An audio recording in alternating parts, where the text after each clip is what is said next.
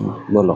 नमस्कार डॉक्टर साहब। जोर से बोलना। संग्रिया से आए हैं, जिला हनुमानगढ़ राजस्थान से हैं। हाँ ये भाई साहब एलनाबाद से हैं, डिस्ट्रिक्ट सिरसा है, हरियाणा से। तो हम जीवामृत के बारे में अभी आपके वीडियो देखे, तो हम इसके बारे में आपसे जानना चाहते हैं और इसके क्या क्या फ़ायदे हैं और ये कितने समय तक हमें डालने के बाद हम प्राकृतिक खेती के अंदर जा सकते हैं। तो पहला क्वेश्चन तो मेरा ये है जी कि आपने वीडियो के अंदर बताया कि आप ये जीवामृत डालोगे तो इसके बैक्टीरियाज इतने खेत में हो जाएंगे कि आपको डीएपी, पोटास वगैरह कुछ नहीं डालना पड़ेगा, एक यूरिया ही डालना पड़ेगा। तो यूरिया ही क्यों डालना पड़ेगा, बाकी सब बंद क्यों हो जाएंगे? एक तो मेरा ये क्वेश्चन है, इसके ऊपर आप देखो, जबकि यूरिया आप बोलते हैं कि 96% वातावरण में है। देखो सुनो, यूरिया पोषक तत्वों में जो नत्रजन है, नत्रजन बिल्कुल मन की तरह चंचल है। आप बारिश से, चाहे बारिश के पानी से नत्रजन गिरे ज़मीन में या यूरिया के रूप में डालें ज़मीन में, जब तक ज़मीन गीली है, अगर ज़मीन गीली है और गीले में यूरिया इवेपोरेट नहीं होगी, समझना बात को। अगर खेत गीला है तो नत्रजन जो है वो इवेपोरेट नहीं होगी। नत्रजन तब इवेपोरेट होगी जब ज़मीन में सूखापन आएगा तो वो उड़ जाएगी। अगर वाटर लॉग है, पानी भरा है और पानी सीपेज होकर नीचे जा रहा है तो यूरिया नीचे जाएगी पानी के साथ, तो नत्रजन टिकती नहीं है ज़मीन में। नत्रजन को स्थायी रूप से होल्ड करने की सामर्थ्य कार्बन में है। मतलब अगर कार्बन में जो नत्रजन है वो तो ज़मीन में रहेगी, जैसे गोबर है, घास फूस है, फसलों के अवशेष हैं, ये खेत में बहुत हैं, तो इसमें जो नाइट्रोजन है वो आपके खेत में रहेगी। अब आपने कहा डीएपी, पोटास और चीज़ें आप कहते हो और चीज़ें मत डालो, ये सारे पैरेंट मटेरियल हैं। फास्फेट रॉक फास्फेट से बनता है, धरती का हिस्सा है। जिंक है, सल्फर है, आयरन है, मोलिब्डेनम है, कोबाल्ट है, मैग्नीशियम है, मैग्नीज है, सारे पोषक तत्व धरती माता में हैं, ठीक है ना। डीएपी आप पिछले कई सालों से देते आए हो और 1 एकड़ में मान लो 50 किलो डीएपी हर साल देते हो। वैज्ञानिक लोग कहते हैं कि फास्फेट की 30% मात्रा क्रॉप यूज करती है, रेस्ट क्वांटिटी फास्फेट की वहीं अनसोल्यूबल फॉर्म में कन्वर्ट हो जाती है। डीएपी ना तो उड़ती है ना नीचे जाती है। तो आप अगर 20 साल का इतिहास लोगे कि 20 साल में मैंने राजस्थान के हनुमानगढ़ के अमुक फसल में 1 बोरी 20 बोरी 20 साल में डाली एक ज़मीन में, तो 20 बोरी का मतलब हुआ 10 कुंटल। 10 कुंटल का मतलब हुआ 3 कुंटल आपकी क्रॉप ने अभी तक यूज की, 7 कुंटल वहीं रखी हुई है। अब वो जो अनसोल्यूबल फॉर्म में है, अघुलनशील, उसको घुलनशील बनाने के 2 तरीके हैं मात्र। जैसे कई लोग जिप्सम जब डालते हैं तो जिप्सम में सल्फर होता है, तो सल्फर उस फास्फेट के साथ क्रिया करके उसको सोल्यूबल बनाता है। तो कई बार आपने देखा होगा लोग कहते हैं सल्फर डालने से पैदावार बढ़ती, तो सल्फर के 2 कारण हैं। सॉइल मुलायम करता है, तिलहनी फसलों में तेल की मात्रा को बढ़ाता है, और वो अघुलनशील पदार्थ को, फास्फेट को घोलता है। अब हमारा जो जीवामृत की बात करते हैं, वो जो अघुलनशील फास्फेट पड़ी है। अब जैसे जिप्सम है, जिप्सम पूरे देश का आदमी नहीं डाल सकता है, जिप्सम उतनी है ही नहीं, लेकिन ये जीवामृत जंगल की मिट्टी के जीवाणु क्या करते हैं कि ये उस फास्फेट को घुलनशील बनाते हैं, तो आपकी फसल को मिल जाएगा। तो सॉइल में जो चीज़ें देखिए, पूरा सॉइल में, जैसे उसको मैं माँ कहता हूँ, ये लिविंग पिंड है, ये जिंदा है। जिंदा किसकी बदौलत है? जैसे मेरे यहाँ शरीर से अगर आत्मा निकल जाए, प्राण निकल जाए, तो इस शरीर में कोई हलचल नहीं होगी। तो इस सॉइल में जो जिंदा दिली है वो जीवों की है। इसमें मिलियंस टाइप के बेनिफिशियल माइक्रो ऑर्गेनिज्म है, केंचुआ है, दीमक है, गुबरैला है, सांप है, बिच्छू है, बहुत सारा जीवन है जिसकी वजह से माँ जिंदा है। चूहा भी बहुत पॉजिटिव रोल प्ले करता है। जैसे चूहे को बताएगा ना दुश्मन है, जमीन में इस धरती में रहने वाले चींटी, चींटा, दीमक, ये वो जितना भी जीव है वही इस धरती को जिंदा किए हुए है। लेकिन कुछ लोगों ने अपने बिजनेस के लिए किसान से कहा दीमक को मारो, व्हाइट ग्रब को मारो, ये ले जाओ, वो ले जाओ। तो जब आपने दीमक को मारने के लिए, व्हाइट ग्रब को मारने के लिए कोई खतरनाक इंसेक्टिसाइड डाला तो उससे सब मर गए। ऐसा नहीं कि उस इंसेक्टिसाइड से केवल दीमक मरी, केचुआ भी मरा और सूक्ष्म जीव भी मरे। तो अब ये जो माँ जिंदा थी, जिसको मैं कहता हूँ जिंदा है, अब ये माँ कैसे जिंदा, जब इसके अंदर जीवन नहीं है, ठीक है ना। तो जब इसके अंदर जीवन नहीं है तो मृत हो गई। अब अगर आपके खेत में कोई घास, कूड़ा करकट, कोई गोबर आपने डाला, इसको हजम कौन करेगा? हाजमा तो खराब हो चुका माँ का, इसको डिकम्पोज करने की पूरी प्रक्रिया ही बाधित है। तो आपके खेत में जब आप फसल काट लेते हो तो कुछ तो हाउसेस छूट जाता है ना, लेकिन वो डिकम्पोज नहीं होता। डिकम्पोज होकर के अगर वो जीवांश में बदल जाए तो फसलों का कुछ काम चले, लेकिन वो जीवांश में परिवर्तित ही नहीं होता। तभी आपको डीएपी, पोटास, यूरिया की ज़रूरत पड़ती है ना। तो आपका जो प्रश्न था, आप कहते हो कि यूरिया देनी पड़ेगी, जबकि यूरिया ऊपर से भी गिरती है और कुछ नहीं देना पड़ेगा। तो मैंने बोला यूरिया चलायमान है, वो चंचल है, वो एक जगह रुकती नहीं है। पानी ज़्यादा भरा होगा तो सीपेज होकर नीचे चली जाएगी, सॉइल सूख जाएगी तो वेपरेट हो जाएगी, यूरिया नहीं मिलेगी। तो यूरिया को अगर खेत में नाइट्रोजन को बढ़ाना है तो मैं हमेशा कहता हूँ कार्बन बढ़ाइए। और बताइए। दूसरा क्वेश्चन सर ये है कि ये हम जीवामृत है, इसको कितने साल तक पर एकड़ डालते रहें? देखिए कि हमारी सोयल का जो कार्बन भी है और सब चीज़ें मैनेज हो जाएं। देखो सही कोई बात नहीं, सुनिए आप, जीवाणु के मरने का दो रीज़न है। जो ज़मीन में जो माइक्रो ऑर्गेनिज्म है उनके नष्ट होने के दो रीज़न है। नंबर एक कि खेत का नंगा होना, मतलब खेत की मेड़ों पर कहीं पेड़ नहीं है। तो अप्रैल, मई, जून की गर्मी से जब टेम्परेचर 50 डिग्री सेंटीग्रेड होता है, उस समय सॉइल का टेम्परेचर 65 डिग्री सेंटीग्रेड होता है। और कोई भी माइक्रोब्स 40 डिग्री सेंटीग्रेड के बाद वो सर्वाइव नहीं करता। तो आप समझिए अप्रैल, मई, जून में सब मर जाते हैं। आप जीवामृत डालेंगे और गर्मियों में अप्रैल, जून में सब मर जाएंगे। इसीलिए मैं बार बार मेरी सारी वीडियो में कहता हूँ खेत की मेड़ों पर नाना प्रकार के पेड़ लगाइए, और वो पेड़ लगाइए जिनकी छाया बहुत खूबसूरत होती है। पीकड़, पाकड़ है, जामुन है, पीपल है, बरगद है, नीम है, ऐसा पेड़। चूँकि पूरे खेत के मर जाएंगे लेकिन पेड़ों के नीचे जिंदा रहेंगे, चूँकि पेड़ के नीचे की सॉइल कभी 40 डिग्री सेंटीग्रेड से ज़्यादा टेम्परेचर नहीं जाएगा। बरसात होगी, ज़मीन ठंडी होगी, माइग्रेट करके पूरे खेत में फैल जाएंगे।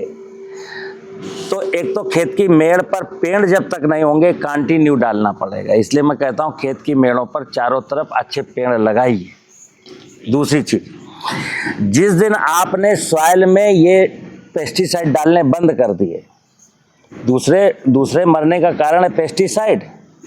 हमने अब ज़मीन में दीमक को मारने के लिए, व्हाइट ग्रब को मारने के लिए ऐसा कुछ डालते ही नहीं है, तो ये मरते ही नहीं है, ठीक है ना। तो हमें अगर ये विज्ञान समझ में आ जाएगा कि यस विज्ञान ऐसा है, तो फिर जिस दिन आप उस पूरे विज्ञान को फॉलो कर लेंगे तब से आपको डालना बंद हो जाएगा। नहीं, अभी जैसे ये केमिकल और फर्टिलाइज़र नहीं डाल रहे हैं और टेम्परेचर वहाँ का मेंटेन रहे, चाहे हम पेड़ कम है तो सिंचाई कर दें, ज़मीन को ठंडी रखें, तो उस स्थिति में क्या होगा? देखो सुनो, पानी ड्रम में आप रख दीजिए धूप में, पानी गर्म हो जाता है ना। हाँ जी। पानी ज़मीन को ठंडा नहीं रख सकता। गर्मी के दिनों में आप सोचें कि पानी ज़मीन को ठंडा रख सकता है, तो पानी ज़मीन को ठंडा नहीं रख सकता। गर्म करेगा जी? बिल्कुल गर्म करेगा। ज़मीन के ठंडा होने के दो ही, ठंडा रखना तो दो ही चीज़ें हैं कि उसमें कार्बनिक पदार्थ की मात्रा बढ़ जाए। देखिए आप, जैसे हमारा अभी आप ड्रम जीवामृत का देखेंगे, अब तो आप थोड़ी सी ठंडक आ गई है, नहीं अभी जब 50 डिग्री सेंटीग्रेड था तो धूप में रखा हुआ ड्रम है, उसको जब आप छुएंगे पानी को तो उसका टेम्परेचर कभी भी आ जाइए 35 डिग्री सेंटीग्रेड से ज़्यादा जाता ही नहीं है। धूप में पानी रख दोगे वहीं बगल में हीट अप हो जाएगा, लेकिन जिसमें जीवामृत है वो टेम्परेचर कभी 35 से ज़्यादा नहीं जाएगा। अभी आपको दिखा दूंगा, छू करके देख लेना। तो सूक्ष्म जीव जमीन में बफरिंग का काम करते हैं और सॉइल को टेम्परेट नहीं होने देते, लेकिन सूक्ष्म जीव अकेले नहीं, उनके साथ कार्बन का भी हिस्सा होना चाहिए। क्योंकि सूक्ष्म जीव अकेला करेगा क्या? जैसे कोई कहे कि आदमी ये काम करता है, आदमी एक जगह मैंने 100 डाल दिए, बोले ये काम करेंगे। आदमी काम कब करेगा? जब खाएगा। तो सूक्ष्म जीव तो मैंने डाल दिए, उनका भोजन है कि नहीं खेत में, ये भी देखना पड़ेगा। तो इसीलिए मैंने कहा कि खेत में अधिक से अधिक कार्बनिक पदार्थ को डालना है।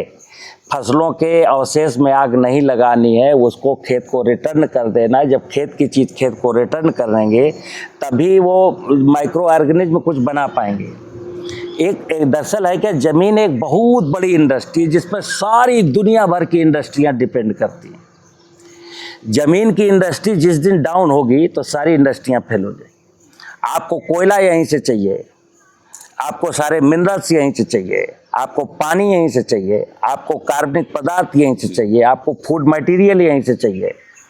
तो हम सारे लोग इंडस्ट्री अपनी अपनी तो चलाना चाहते हैं, लेकिन एक जो बेसिक इंडस्ट्री है जो शिव परमपिता शिव की और माँ पार्वती की, ये परमपिता शिव और पार्वती, जैसे आप माउंट आबू गए ना, उनका विचार जब सुनते तो कहते हैं हम सब एक ही पिता शिव की औलाद हैं। और शिव का मतलब है शिव अकेला नहीं हो सकता, शिव मेरा पिता है, पार्वती मेरी माँ है। पौराणिक कथाओं में आप पढ़ेंगे, दरअसल है क्या कि पौराणिक कथाओं में जो विषय लिखे गए उनको बताने वालों ने तोड़ मरोड़ करके पब्लिक के सामने प्रस्तुत किया। पौराणिक कथाओं में स्पष्ट लिखा है कि एक मेरा आदि पिता सदा शिव है, माने धरती, और मेरी एक आदि शक्ति माँ दुर्गा है, माने ये वनस्पतियाँ। अब देखना आप, आदमी का, घोड़े का, गाय का, भैंस का, कुत्ते का, बिल्ली का, सारे जीवों का कारोबार, रोजी रोटी कहाँ से चलती है? वनस्पतियों से। वनस्पतियाँ खड़ी कहाँ है? जमीन के ऊपर। तो ये शिव है, जमीन शिव है, और जमीन के ऊपर जो वनस्पति जगत है वो माँ पार्वती है। अब अगर माँ पार्वती ने पत्ते गिराए, जैसे मैं कहता हूँ ये पेड़ ने पत्ते गिराए, तो पेड़ कहीं चल के जाता है क्या? जैसे हम लोग तो यहाँ खाना नहीं मिलेगा तो उस होटल में चले जाएंगे। हम या सारे जीव अपने भोजन की तलाश में कहीं जा सकते हैं, लेकिन एक वृक्ष खड़ा, ये पाकड़ का पेड़ है, ये भोजन ये अगर कहीं इसको यहाँ भोजन ना मिले तो कहाँ जाएगा ये? अगर मान लो किसी पेड़ को उसके रूट जोन में भोजन ना मिले तो कहाँ जाएगा? वो तो चल नहीं सकता ना। इसीलिए कुदरत का नियम देखना। कुदरत कहती है, इस पेड़ से कहा कि देख भाई तू अपना इंतजाम खुद कर। तो ये अप्रैल में मार्च में पतझड़ करेगा, पत्तियां यहीं गिरी रहें, और जंगल में जाएंगे तो देखना झाड़ झंकाड़, पेड़ों के नीचे झाड़ झंकाड़ होते हैं ताकि पत्तियां बह करके बाहर न जाएं, उसी फंसी रहें, बारिश में वहीं सड़ जाएं, और उसी में जीवाणु होंगे, वो भोजन बनाएंगे, जीव द्रव्य निकलेगा, रूट जोन में जाएगा, पौधों का कारोबार चलता रहेगा, निरंतर चलता रहेगा। मनुष्य को कुछ करना ही नहीं। तो मनुष्य को प्रकृति की व्यवस्था को ठीक तरीके से समझने की जरूरत है। चलिए अगला पूछिए। दूसरा मैं ये पूछ रहा हूँ जी कि अगर हम, जैसे अभी आपने बताया कि 200 लीटर बना लो, फिर 20-20 लीटर प्रति एकड़ डालते रहो आप, हाँ, तो इसको हम साल में एक बार डालें, 2 बार डालें या 4 बार डालें, कितना डाल सकते? देखिए जीवामृत के बारे में मैं फिर बताऊं कि जीवामृत बरसात में जरूर डालना, क्रॉप बोएं या ना बोएं। चूँकि जीवाणु, देखिए आप जैसे चींटी है, चींटा है, इनके हाथ पैर हैं, चल लेते हैं, केंचुआ भी रेंग करके चला जाता है। माइक्रो ऑर्गेनिज्म एक बहुत छोटी सी राउंड सेल है जिसके ना हाथ पाँव नहीं है, वो कभी कहीं नहीं जा सकती। उसका जब भी मूवमेंट होगा वाटर के थ्रू होगा। इसीलिए मैं कहता हूँ सॉइल में जब नमी है, बरसात में नमी है, तब आप डालेंगे तो बैक्टीरिया का मूवमेंट है, तो मूवमेंट के थ्रू वो इधर उधर रन कर सकता है, और इधर उधर रन करके वो डिकम्पोजिशन का अपना वर्क कर सकता है। अगर किसी ने रबी में डाला, मान लो बना लिया खरीफ में और डाला रबी में, तो रबी में अगर जैसे आपका राजस्थान बरानी एरिया, संचित एरिया है, वहाँ तो नमी ऑलरेडी कम है, और जड़ों के पास इतना ही पानी है जिससे वो सरवाइव कर सके। तो कोई भी सर मैं बीच में बोलता हूँ, हाँ हमारे पानी जरूरत से ज़्यादा है कि पौधों के अंदर पानी से ही प्रॉब्लम हो रही है। जरूर पानी, हाँ पानी काफ़ी है वहाँ पे। हाँ। और पेड़ जैसे किन्नू के बाग लगे हैं, ज़्यादा पानी की वजह से उनके अंदर फाइटोफथेरा है और जड़ें, मतलब कि जो हाँ, होता है नमी मॉइस्चर ज़्यादा है वहाँ पे। देखो सुनो, हम आपकी बात समझ गए। जो बीमारियां हैं किन्नू की फसल में या किसी भी फसल में जहाँ हमें ये वैज्ञानिक हमें बताते हैं कि ये ज़्यादा पानी के कारण आपके प्रॉब्लम हो रही है। सुनो, राइट है क्या कि ज़्यादा पानी के कारण प्रॉब्लम नहीं है, पानी के कारण हम ज़्यादा क्रॉप लेते हैं। और जब क्रॉप लेते हैं तो चूंकि मैंने बोला कि सॉइल का बेसिक जो फिनोमिना है, जो उसकी प्रॉपर्टीज हैं वो वीक हो गई पेस्टिसाइड से और केमिकल फर्टिलाइजर से और मैकेनाइजेशन से। आप ज़मीन पर बार बार ट्रैक्टर चलाते हो तो मिट्टी नीचे की कॉम्पैक्ट होती है। इसके बाद आप ज़्यादा ईल्ड के लिए आप फर्टिलाइज़र खूब देते हो, फिर कोई बीमारी कीड़ा ना लगे इसके लिए इंसेक्टिसाइड और फंजीसाइड भी खूब दबा के डालते हो। तो मैंने बोला कि जो फाइटोप्थोरा बताया या निरे लोग कोई निमेटोड्स बताएगा, कुछ बताएगा, ऐसे इलाकों में जहाँ सिंचाई की खूब सुविधा है, डेंस क्रॉपिंग होती है, वहाँ निमेटोड्स की समस्या होती ही होती है। होता क्या है मित्र, पेस्टिसाइड्स के प्रयोग से जो बेनिफिशियल चीज़ें वो ज़्यादा मरती हैं, निगेटिव बच जाती हैं, उनकी मतलब सहनशीलता बहुत ज़्यादा होती है। एग्जाम्पल के तौर पर पूरे देश ने इल्ली को मारने के लिए 30-40 साल से निरंतर दवा डाला, माहू को मारने के लिए दवा डाला है, फली छेदक को मारने के लिए दवा डाला, दीमक को मारने के लिए दवा डाला है, वाइट ग्रब को मारने के लिए दवा डाला। लेकिन वाइट ग्रब भी है, दीमक भी है, इल्ली भी है, माहू भी है, फली बेधक भी है, लेकिन तितली कहाँ है, मधुमक्खी कहाँ है, केंचुआ कहाँ है, चिड़िया कहाँ है, मेंढक कहाँ है? तो मैं जिसको मार रहा था वो नहीं मरा और जिनको मारना नहीं चाहिए था वो मर गए। ऐसे ही सॉइल में जब आप कोई केमिकल डालते हो तो जिनको मारने के लिए डालते हो वो एक बार बर्दाश्त कर जाते हैं और जिनको नहीं मरना था वो मर जाते हैं। तो मैंने क्या बोला, जैसे एक इम्यून सिस्टम होता है, अभी कोरोना आया था 3 साल पहले। कोरोना किसको किसको हुआ? जिनका इम्यून सिस्टम कमज़ोर था, सीधी सीधी बात। तो सॉइल का में भी एक इम्यून सिस्टम है। इम्यून सिस्टम का मतलब है सॉइल के अंदर रहने वाले बेनिफिशियल इकाइयां हैं कि नहीं। अगर बेनिफिशियल इकाइयां हैं तो आपको निमेटोड्स की समस्या भी वो बेनिफिशियल इकाइयां सॉर्ट आउट कर देंगी। अगर भूमि जनित रोग फैलाने वाले कोई दूसरे फंगस और बैक्टीरिया तो उनको भी कंट्रोल कर देगी। लेकिन हमने अभी बोला कि साइंटिस्ट लोग, कृषि के जानकार लोग चूंकि पढ़ लिख करके बाहर आए हैं, उनको 2 पैसा कमाना है, इसलिए वो मार्केटिंग के साथ, उद्योगपतियों के साथ अटैच होकर के आपके वेलफेयर के लिए तो कोई सोच ही नहीं रहा। ठीक है ना? तो इसलिए हमको दिक्कतें हैं आपके क्षेत्र में, अनबैलेंस हो गया, अनबैलेंस है सब। मैंने बोला ये शिव और ये वनस्पतियाँ। अब आप जैसे मैं आपको उदाहरण दूँ, आपके पास किन्नू का बाग है, किन्नू के बाग के आसपास और कितने प्रकार के वृक्ष हैं? आप क्लियर बताइए हमको। वहाँ पे पीपल के पेड़ कितने हैं? पीपल के 3-4 पेड़, 3-4 पेड़ हैं। आपके खेत की बात हो रही है। हाँ। आप अपनी बात बता रहे हो। हम अगर पूरे क्षेत्र की बात करें तो सुनना, ये पेड़ कई प्रकार के कुदरत ने बनाए। एक आदमी के लिए बनाए, एक दूसरे जीव जंतुओं के लिए। जैसे मैं पाकड़ के पेड़ के नीचे बैठा हूँ, तो ये पाकड़ का पेड़ इंसान के लिए नहीं है, ये गिलहरी के लिए, चिड़िया के लिए। ऐसे ही नीम का पेड़, जामुन का पेड़, महुए का पेड़, अर्जुन का पेड़, नाना प्रकार के जो वृक्ष हैं, इनमें नाना प्रकार की अलग अलग प्रकार के जीव जंतु पलते हैं। तो हमको कहा ना, बायोडाइवर्सिटी, वनस्पतियाँ जितनी प्रकार की हैं, जैसे एक 100 फसली खेती है ना, 100 फसली खेती यानी सहजीविता का सिद्धांत है। यहाँ पर जंगल में जो आपका, कभी जंगल आप घूमने जाइए, जंगल में देखिएगा कि जंगल ड्राई भी होगा, जंगल जो आपने कहा वाटर लॉक्ड भी होगा। जंगल में जहाँ खूब पानी रहता है वहाँ आप चलिए, हमको बताइए कोई परेशानी हो। क्यों? क्योंकि वहाँ जंगल में हजारों प्रकार के पेड़ पौधे वनस्पतियाँ एक साथ रहते हैं।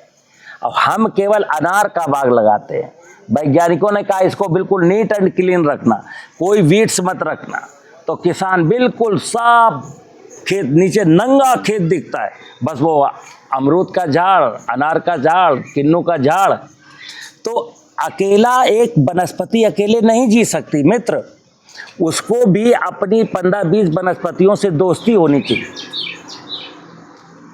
ठीक है ना। तो ये चक्कर है। तो सर अभी ये तो जैसे अभी आपने कहा कि 15-20 वनस्पतियां हैं, तो अभी जो वैज्ञानिक है वो कहते हैं कि जैसे किन्नू है और पपीता लगा दिया जैसे दोनों का, या किन्नू और अनार लगा दिया, तो इनका जो वाटर मैनेजमेंट है वो अलग अलग होता है। हाँ कोई बात नहीं। देखिए आप, जिस फसल में पानी ज़्यादा चाहिए उसको हम नाली में लगाएंगे, और जिस फसल को पानी कम चाहिए उसको हम रिज में लगाएंगे। अगर किसी ने कहा कि किन्नू को पानी ज़्यादा चाहिए, पपीता को कम चाहिए, तो पपीता को रिज पर लगाएंगे और किन्नू को नीचे लगाएंगे, यानी फरो और ridge, furrow ridge, furrow ridge. लेकिन अब वो कहते हैं पपीता और किन्नू दो चीज़ें चल गई, लेकिन उसके नीचे हम जो कह रहे थे कि उसके नीचे घास नहीं रहनी चाहिए, ग्रासेस नहीं रहनी चाहिए, वीड्स नहीं रहने चाहिए। एक चीज़ समझना कि हम अपने लिए फसल बोते हैं, ठीक है ना।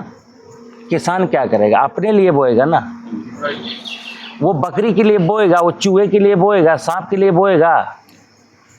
तो मैंने बोला इस माँ को परमपिता परमात्मा ने धरती माँ को बोला है कि देख भाई माँ धरती, देख पार्वती, देख शिव, तुमको सबका लालन पालन करना है। इस धरती पर जितने भी जीव हैं सबकी जिम्मेदारी तुम्हारे ऊपर है, तुम सबकी माँ हो, केवल आदमी की माँ नहीं हो। तो देखना कि आप अपने लिए गेहूं चना मटर बोते हैं, लेकिन उसी गेहूं चना मटर के बीच में खेत कुछ और भी वनस्पतियां ग्रो कर देता है। उनको लाख मारने की कोशिश करो लेकिन वो मरती नहीं, फिर भी जमीन बोती रहती। क्यों? वो अपना धर्म निभाती है कि उसको अन्य जीव जंतुओं की भी चिंता है और अपनी भी चिंता है। समझना बात को।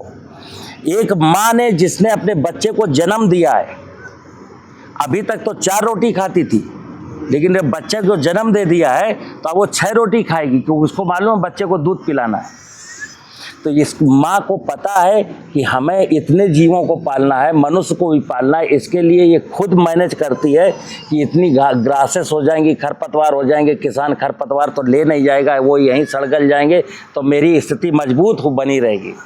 लेकिन वैज्ञानिकों ने कहा कि वीडीसाइड डाल करके इसको मारो, तो मैं सुनो, मैं किसी वैज्ञानिक पर भरोसा नहीं करता हूँ। और खेती एक ऐसा धंधा है, खेती में हमेशा भगवान का भरोसा।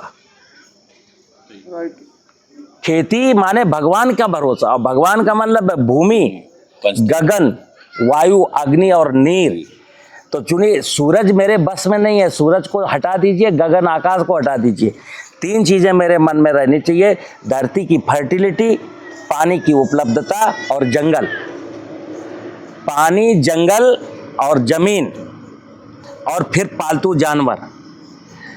जल, जमीन, जल, जंगल और जानवर, 3-4 कंपोनेंट अगर लेके नहीं चला ना किसान, तो उसके जीवन में खुशियां कभी संभव नहीं है। कारण कि जिस किसान की खेत की मेड़ पर पेड़ नहीं है, पशु नहीं है, और अगर उसकी फसल मैच्योरिटी पर थी और सूखा पड़ जाए, ओला पड़ जाए, भूचाल आ जाए, क्या बेचेगा वो? क्या है उसके पास अब एसेट्स? तो अल्टरनेटिव व्यवस्था जानवरों की रहती है, पेड़ों की रहती है, उससे कुछ हमको मिल जाता है, ठीक है ना। आगे वाला क्वेश्चन है सर कि आपने कहा कि खेत की मेड़ पे पेड़ होने चाहिए। हाँ, तो खेत का एक मेजरमेंट क्या होगा कि खेत 1 एकड़ का भी खेत है और 10 एकड़ का भी है, 50 एकड़ का भी है। हाँ। तो कोई ऐसा सिस्टम हो कि पेड़ इतने मीटर से या इतने फीट से होने चाहिए। खेत कभी भी 2.5 एकड़ से बड़ा नहीं होना चाहिए, 1 हेक्टेयर से बड़ा खेत नहीं होना चाहिए। जैसे कि आपने कहा कि खेत एक किसी का 20 एकड़ का है, तो 20 एकड़ के खेत के किसान को चाहिए कि उसके 8 हिस्से कर दे, 8 हिस्से कर दे। क्योंकि समझना, अगर स्लोप है और 20 एकड़ का खेत है तो पानी का रनाप ऐसे से चलेगा और खेत की फर्टिलिटी बह के बाहर जाएगी। सर हमारे ऐसा कुछ नहीं है, वहाँ पे एक बिल्कुल समतल ज़मीनें हैं, और हमारे जो खेतों का जो सिस्टम है अभी तक, कि जितनी भी बरसात कम हो या ज़्यादा हो, हमारे खेतों का पानी बह के बाहर नहीं जाता है, वहीं लीज हो जाता है। ठीक बात है, कोई बात नहीं। तो ज़्यादा से ज़्यादा 6 से 8 घंटे लग सकते हैं, अतिवृष्टि होती है तो। कोई बात नहीं। देखिए आप, फिर भी एक मैनेजमेंट के हिसाब से खेत हमेशा छोटा ही होना चाहिए। उसका कारण समझिए कि 20 एकड़ का अगर एक ही खेत है तो मुझे पता है कि फिर आपका प्लान देखिए, प्लान कैसे होगा। अभी तो आप एक ही क्रॉप बोगे, हमें मालूम है। जब क्योंकि मेड़ कहीं बाइफरकेशन है नहीं, तो बोले पूरा जीरा बो दो, पूरी मक्का बो दो, पूरा गेहूं बो दो। जिस दिन आपने खेत के टुकड़े कर लिए ना, तो फिर आपका दिमाग ऑलरेडी एकदम से आएगा कि यार एक काम करो, 2 खेत में मक्का बोते हैं, 2 में बाजरा बोते हैं, 2 में उड़द करते हैं, 2 में ऐसा करते हैं। ये फीलिंग्स आपको तभी आएगी जब खेत के टुकड़े हो जाए। और जब तक एक 20 एकड़ का चक बना रहेगा, आपको ये फीलिंग्स आएगी नहीं। राइट। सीड ड्रिल में पूरा भरोगे गेहूं, पूरा बोआओगे। सर आगे वाला क्वेश्चन ये है कि जैसे अभी ये कुरुक्षेत्र में देते हैं अपने जीवामृत, तो उसके अंदर जैसे वो कहते हैं बेसन डालो, गुड़ डालो, बरगद की मिट्टी डालो या पीपल की मिट्टी डालो, और फिर वो थोड़े दिन रहता है तो उसके अंदर बदबू आती है। तो ये जो अपना जीवामृत है, इसको कितने दिन रखें तो इसके अंदर कोई स्मेल? देखो सुनो, स्मेल नहीं आएगी तो कुछ मतलब ही नहीं। स्मेल तो आएगी, स्मेल तो नेचर का नियम है, स्मेल आनी चाहिए। तो चाहे वो कुरुक्षेत्र का जीवामृत हो, चाहे मेरा जीवामृत हो, उसमें स्मेल आएगी। अब आप हमारा वाला स्मेल देखना कैसी है, वो अलग हो सकता है, उनकी कैसी आती मैंने नहीं सुना। मैं ये कहता, उसकी स्मेल चेंज हो जाती है कुछ समय बाद, उसकी जैसे वो कुछ दिन रहेगा तो उसकी स्मेल चेंज हो जाती है। कोई बात नहीं, अब मेरा वाला आप स्मेल देखना, हमारे वाले की स्मेल ऑलवेज एक ही रहेगी, कभी चेंज वेंज नहीं होती, जैसी थी वैसी रहेगी। थोड़ा सा गिरावट और बढ़ावट होती रहेगी, कभी अप हो जाएगा, कभी डाउन हो जाएगा। वो बैक्टीरिया की मल्टीप्लिकेशन के रेट पर जो है ना, वो उसकी स्मेल थोड़ी सी अप एंड डाउन होती है, बट एक ही रहेगी। मैंने अभी आपको बोला कि लोग इस विज्ञान को समझना क्यों नहीं चाहते, किसान को क्यों एक ही डंडे से हाँकते हैं, या किसान को बेवकूफ़ क्यों समझते हैं। किसान के प्रति और इस प्रकृति के प्रति संवेदनशील लोग क्यों नहीं हैं। मतलब एक चुटकुला बना के रखा है, खेती किसानी को एक चुटकुला है, ठीक है ना, जिसकी जो मर्जी होती वही बोल देता है। जैसे मैंने भी आपको सिंपल एक चीज़ कही और चैलेंज के साथ कहता हूँ कि गाय के गोबर में जो जीवाणु होते हैं, वो गाय के स्टोमक तक उनकी फंक्शनिंग थी, क्योंकि स्टोमक में मल्टीप्लाई होते रहे, इसलिए गाय के गोबर में बाहर आ गए। अब उनका इस संसार में कोई रोल नहीं है, उनका रोल खत्म। ये सॉइल में रोल कुछ दूसरे प्रकार के माइक्रो ऑर्गेनिज्म का है। और ऐसे भी मैं बोलता हूं कि अगर उनका रोल सॉइल में पड़े हुए कार्बनिक पदार्थ को डिकम्पोजिशन का होता, गाय के गोबर वाले जीवाणुओं का, तो मैं कहता हूं एक किसान 2 गाय पालता है, वहां रोजाना गोबर डालता है, पिछले 6 महीने से डालते डालते आज 12 कुंटल गोबर हो गया। ये सड़ा क्यों नहीं? गाय के गोबर में इतने जीवाणु है तो सड़ा क्यों नहीं? एक क्वेश्चन है, कोई बता दे मुझको। सर वो तो कहते हैं कि इसके अंदर मीथेन होती है, इसके कारण नहीं घट सकता है। अब मैं बता रहा हूँ ना, देखो सिंपल सी बात है, 2.5 अक्षर प्रेम का पढ़े सो पंडित हो। अगर हमने कहा कि आप बार बार कहते हो वैज्ञानिक बताते हैं, लोग बताते हैं, मैं कहता हूँ आपका दिमाग क्या कहता है, तो इट मीन्स कि मैंने अपने दिमाग को गिरवी रख दिया किसी वैज्ञानिक के हवाले कि तुम बताओ हमको क्या करना है, वो बताता रहता है। नहीं, इसमें क्या होता है जी कि अभी हर तरफ वैज्ञानिक हो गए, सबकी अलग अलग दुकानदारियां हैं। अब जो किसान है वो तो कंफ्यूज होता रहता है ना, दिक्कत ये है। कंफ्यूज क्यों होता और है? अगर किसान एक ही पकड़ के बैठ जाए तो उसके अंदर उसको हो सकता है उसको लाभ हो या ना हो, ये भी एक उसकी नहीं समस्या है। किसी को मत पकड़िए। देखिए आप, भगवान की पूजा का मतलब क्या है, जैसे मैं अभी आप क्लियर कर दूं कि हमको दिन में 21,000 बार ऑक्सीजन चाहिए और शुद्ध चाहिए। शुद्ध हवा का मतलब है 21% ऑक्सीजन होना चाहिए हवा में। अब साहब 21% मतलब रूरल एरिया में जहाँ जंगल है वहाँ तो 21% है, कहीं कहीं ये 20% है, दिल्ली में चले जाइए 18% है। अब कोई कह रहा प्राणायाम करिए, ये भी एक साइंटिफिक विधा है, प्राणायाम करिए, प्राणवायु अंदर जाएगी। पर वो ऑक्सीजन तो कम। क्या यार बेवकूफी की बात कर रहे हो? आप पेड़ लगाइए मित्र, पेड़ लगाइए, प्राणायाम मत करिए। सुनिए आप, हाँ जी। आप वर्षा का पानी बचाइए, आरओ मत लगाइए। आप जमीन की फर्टिलिटी को बढ़ाइए, केमिकल बंद करिए। सीधी सीधी बात है। आध्यात्मिक क्षेत्र में भी और विज्ञान के क्षेत्र में भी लोगों ने सबको मूर्ख बना के रखा है। मैं फिर बोल रहा हूँ, हमको भगवान ने दिमाग दिया, ये बताइए, जो भी साइंटिस्ट है उसको किसी दूसरे भगवान ने पैदा किया है और आपको दूसरे भगवान ने पैदा किया। भगवान कहता है, हे पुत्र, मैंने सबको बराबर बराबर दिया है, अपने दिल के दरवाजे, दिमाग के दरवाजे खोलो और तुम सब कुछ मुझे पढ़ सकते हो। और सुनना, परमात्मा ने कोई भी पन्ना छुपा के नहीं रखा। आप आँख खोलिए तो आपको धरती नहीं दिखती क्या? पेड़ नहीं दिखते क्या? जलचर, थलचर, नभचर, ये वो सब कुछ दिखा रखा है। तो परमात्मा ने कहा, जो मैंने अपने पन्ने खोल दिए तेरे सामने, उसको पढ़ ले, तो फिर वो धार्मिक ग्रंथ पढ़ने की जरूरत नहीं है। और मैंने फिर बोला कि भगवान राम ने रामायण पढ़ी थी क्या?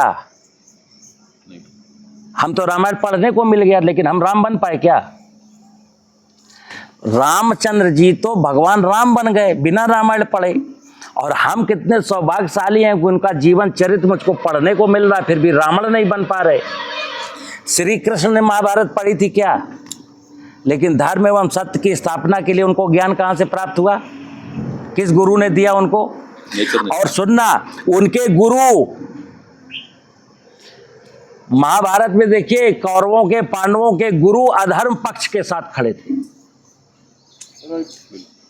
तो मुद्दा यह है कि हर व्यक्ति को अपना डिसीजन लेना। तो आप किसान हैं, आपको खेती करनी, तो आपको देखना पड़ेगा कि यार क्या उचित है और क्या अनुचित है। कहीं कोई हमको बेवकूफ़ तो नहीं बना रहा। और अगर ये किसान नहीं समझेगा तो क्या हुआ? मैंने बोला कि बिजनेसमैन धनाढ्य हो गया, टेक्नोक्रेट धनाढ्य हो गया, ब्यूरोक्रेट धनाढ्य, सारे लोग धनाढ्य हो गए, और किसान क्यों रो रहा है? किसान की आंख में आंसू क्यों? किसान को सुसाइड करने का मन क्यों करने लगता है, जबकि पूरी दुनिया का कारोबार उसी से चल रहा है? ठीक है ना?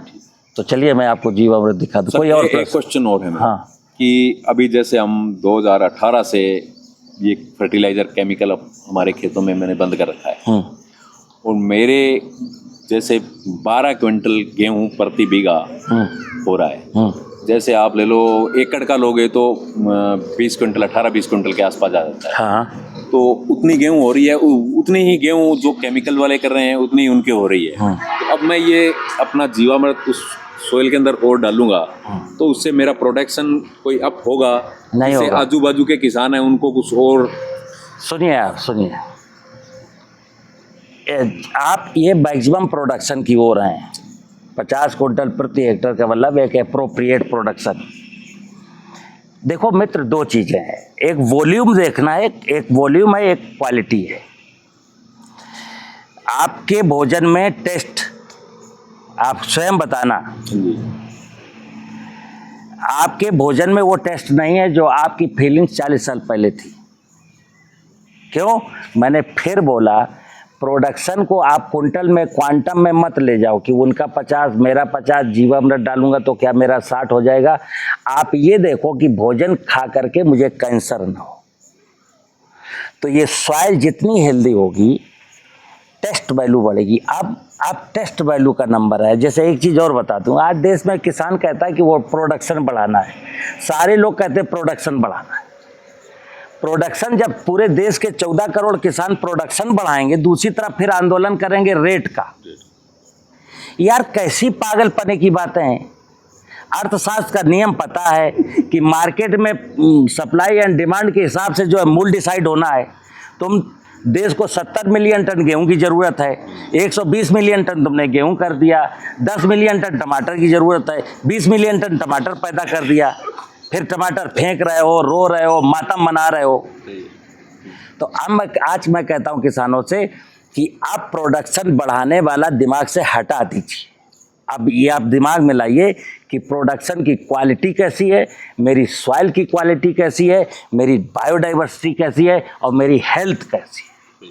तो सर जैसे अभी अपने सॉइल के अंदर सॉइल टेस्टिंग करते हैं तो इसका जो कार्बन होता है वो कितना होना चाहिए? 1%। 1 या उससे अप भी हो सकता है? 1 मिनिमम। जैसे मैंने जंगल बोला, हाँ जी। जंगल में आप जाएंगे तो आपको कार्बन 1.5 टू 2.5 इतना मिलेगा। तो मैंने क्या बोला, वहाँ की वनस्पतियों को पानी नहीं लगाया जाता ना, क्योंकि कार्बन खुद ही पानी को एब्जॉर्ब कर लेता है। कार्बन के अंदर सारे न्यूट्रिएंट्स रहते हैं और माइक्रो ऑर्गेनिज्म रहते हैं। तो ना कोई फंगस है, ना कोई बैक्टीरिया है, ना कोई पानी की ज़रूरत है, ना कोई पोषण की ज़रूरत है। इस दुनिया में कार्बन सबसे सॉलिड चीज़ है खेती में। कार्बन हटा दो फिर कोई टेक्नोलॉजी काम नहीं करेगी। जैसे मान लो कार्बन आपका 1 होना चाहिए और 0.5 है, इसीलिए तो आप परेशान हो। अच्छा चलो आप यहाँ तक आए हनुमानगढ़ से, सारा अगर गुड फील होता तो यहाँ कैसे आते हैं? नहीं, कोई प्रॉब्लम तो है? प्रॉब्लम नहीं है हमारे। हाँ, हम तो देखो आपके, हमने एक तो वीडियो देखा, हाँ, एक दूसरा देखा कि हम अगर ये ले जाके और जिन लोगों के दिक्कत हैं हाँ, वहाँ इसको डालें तो उनके कोई बेनिफिट हो। अभी जैसे जीवामृत है, गो कृपामृत है, वो जो डाल रहे हैं उनसे कई बार नुकसान हो जाता है। जैसे वो जीवामृत है कुरुक्षेत्र वाला, उसके अंदर फंगस आने लग जाएगी। कब बोलते हैं कि इससे फंगस आ रही है उसके। अब सुनिए आप, हाँ जी, आपने कुरुक्षेत्र का जीवामृत देखा है आंखों से? ब्लैक कलर का, उसके कलर चेंज होते रहते हैं। अरे बड़ा लाइट नहीं होता, हाँ जी, ब्लैक ही सिर है, डार्क में रहता है। डार्क में। इस संसार में जितना भी डार्क ग्रोथ है ना, वो सब नेगेटिव फंगस की है। जो दूध की तरह होना चाहिए उसको। बिल्कुल, जो लाइट कलर का होगा वो सब पॉजिटिव होगा। जितना भी डार्क फंगस होगी, डार्क कलर कहीं दिखेगा ना, ये समझ लीजिए सब नेगेटिव है। वो तो जहर है। ठीक है ना। चलिए अब आपको दिखा देता हूँ। एक और एक मिनट, आप इसको बंद करो, लंबा हो